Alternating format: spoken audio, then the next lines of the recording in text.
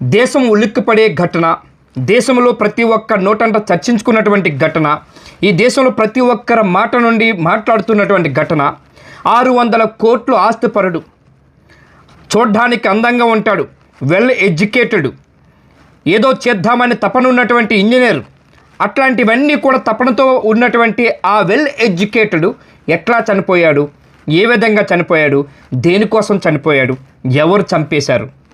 నిజమే, మీరు వింటున్నది వాస్తవమే.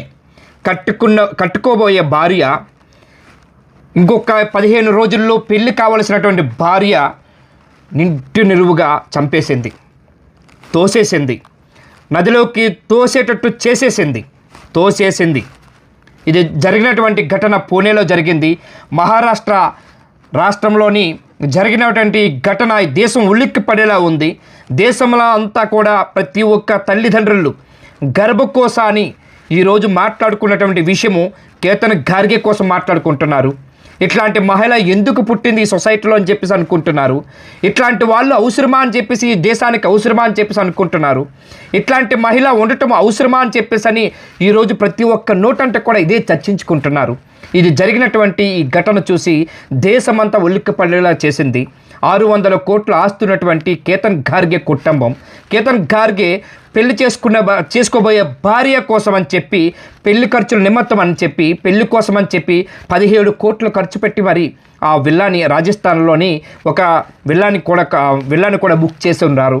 పెళ్లి కోసం అని చెప్పి అంత చేసినటువంటి అట్లాంటి వ్యక్తిని, అట్లాంటి అందగాడిని ఎందుకు చంపేసింది, దేనికోసం చంపేసింది, కట్టుకోబోయే భార్య ఎందుకు అట్లా పనిచేసింది అని మొత్తం ఆరా తీస్తే ఈరోజు అరెస్ట్ చేసిన తర్వాత కట్టుకోబోయే భార్యని అరెస్ట్ చేసిన తర్వాత పోలీసులు భయంకరమైన నిజాలు బయటకు వచ్చినాయి. ఆ భయంకరమైన నిజాలు బయట పెట్టింది అమ్మాయి.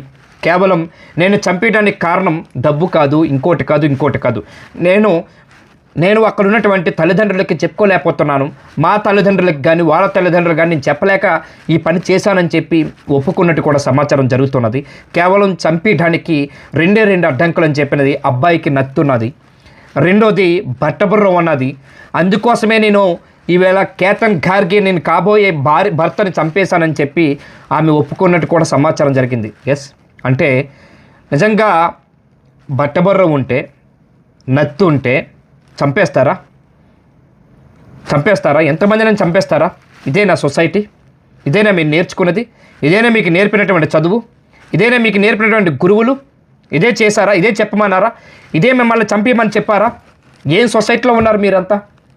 మీరు నిట్ట నిలువున ఈరోజు మీరు జైలుకి వెళ్ళారు. ఏమైంది?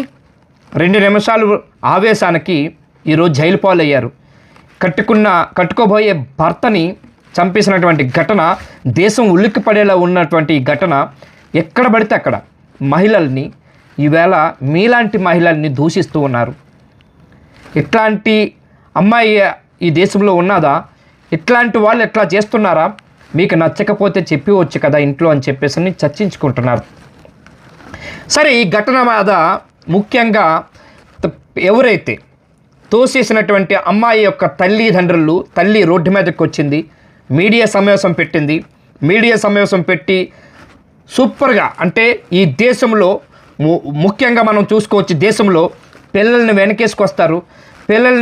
పిల్లలు తప్పు చేసినా సరే చాలా ఇంట్లో మనం చూసాం, వెనకేసుకొస్తూ తప్పుని కొంచెం వెనక నెట్టుతారు. కానీ ఆ తల్లి మాత్రము నా కూతురు తప్పు చేస్తే, ఏదైతే నా అల్లుడు చేసుకోబోయే మా అల్లుడిని ఏ విధంగా అయితే చంపేసిందో, నిజంగా మా అల్లుడిని చంపేస్తే నా కూతురు ఉరి తీయండి, చంపేయండి.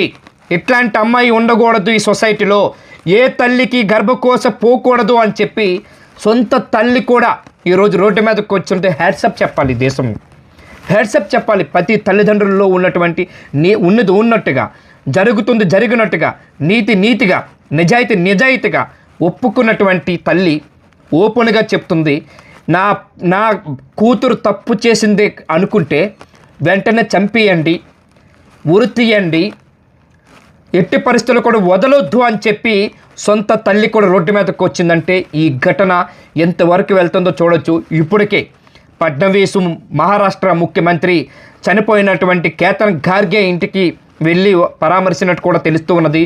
అట్లాగే దీని మీద ఒక సిట్టింగ్ జడ్జి కూడా ఫాస్ట్ ట్రాక్ కోర్టుకి కేసు అప్పజెప్పినట్టు కూడా తెలుస్తూ ఉన్నది.